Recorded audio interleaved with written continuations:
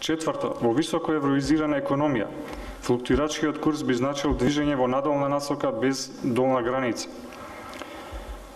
60% од депозитите на населението и 70% од депозитите на предпријатијата се деноминирани во евра. Досегашното искуство покажува дека при најмала несигурност и сомнеш во стабилноста на курсот, овој процент брзо се зголемува, создавајќи притисок на девизниот пазар. Впрочем, во досегашните три ситуации, кога Народната банка беше принудена да го брани курсот на денарот, пролета во 2001 година, есента во 2004 година и на почетокот на 2009 година, најголемиот притисок не доаѓаше од потребата за девизи за извршување на реалните трансакции, туку од хеджирањето на денарските активи на сите економски агенти, населението, предпријатијата, банките. Тоа е јасна порака дека економските агенти во Македонија се подготвени да држат денари само доколку им се гарантира стабилност во однос на еврото. Петто, високата евроизација на активите и пасивите на банките, предпријатијата и населението би имплицирале високи трошоци од флуктуирачкиот курс на денарот и известната депресијација на курсот. 65% од банкарските кредити на предпријатијата и 45% од кредитите на населението се деноминирани во евра.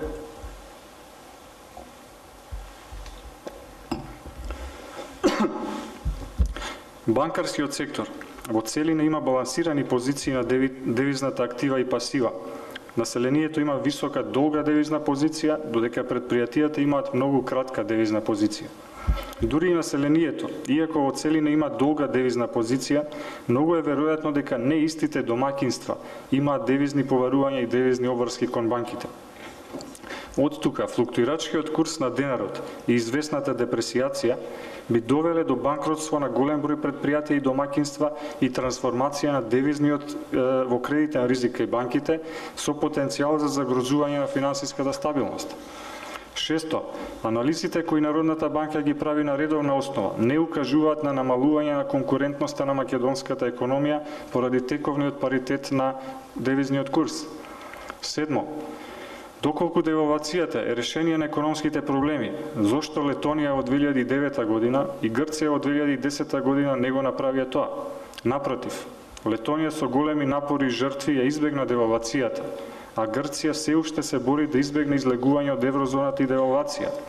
Наместо екстерна девалвација на валутата, двете земји презедоа исклучителни реформи, кои во суштина представуваат внатрешна девалвација преку намалување на фискалните расходи, намалување на вработеноста во јавниот сектор и платите, либерализација на економијата. Девалвацијата е полесниот начин на решавање на проблемите, но без гаранција дека проблемите нема повторно да се појават. Реструктурирањето на економијата, кое го презедува двете земји, е потешкиот начин за постигнување на истата цел.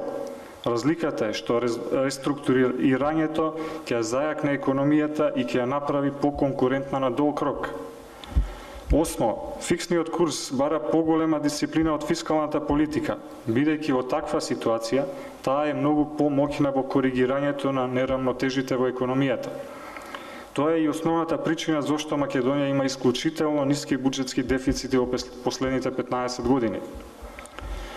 Почитувани дами и господа, оно што го кажав на почетокот за ценовната стабилност, можам да го повторам и за финансиската стабилност. Ако има финансиска стабилност, не значи дека автоматски ќе има економски раст. Но нема сомнение дека без финансиска стабилност не може да има одржлив економски раст. Народната банка е регулатор и супервизор на банкарскиот сектор. Но тоа не значи дека Народната банка односите со банките треба да ги гради од позиција на надменост и моќ. Напротив, банките се наши партнери. Основната долгорочна цел на акционерите на банките се поклопува со нашата цел. Наша задача е да се погрижиме во одредени периоди, понесени од пазарната борба, кај банките да не преовлада нагонот за брза краткорочна добивка со преземање на преголем ризик на сметка на долгорочниот стабилен поврат на капиталот. Токму затоа, најголем приоритет ќе ми биде надградувањето на системот на супервизија базирана на ризик. Тоа подразбира индивидуален пристап кон секоја банка, идентификација на ризиците и преземање соодветни микропрудентни мерки. Кога ризиците ги надминуваат рамките на индивидуалните банки или се присутни во поголем број банки, тогаш на сцена стапуваат макропрудентните мерки и монетарната политика.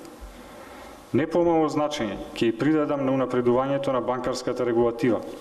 Има голем простор за поедноставување на регулативата и зголемување на брзината и ефикасноста на делување на Народната банка, без при тоа да се загрозат основните барања за ликвидноста и солвентноста на банките, како и критериумите за fit and proper на акционерите. Почитувани дами и господа, Народната банка со своите политики ќе ги поддржи економските политики, но Народната банка нема да го поттикнува економскиот раст со девалвација на курсот на денарот, со висока инфлација или со поттикнување на прекумерен кредитен раст. Тоа не би било поттикнување на економскиот раст, туку на економската пропаст. Народната банка ќе создаде услови за одржлив економски раст преку обезбедување ценовна стабилност, стабилен курс на денарот и стабилен конкурентен банкарски сектор кој ќе продуцира здрав кредитен раст. За да го ствариме тоа, ќе тежнеам да водам политика на оптимално ниво на референтната каматна стапка и оптимално ниво на прудентната банкарска регулатива. Под оптимална каматна стапка ја подразбирам најниската каматна стапка која обезбедува стабилност на курсот на денарот и ценовна стабилност.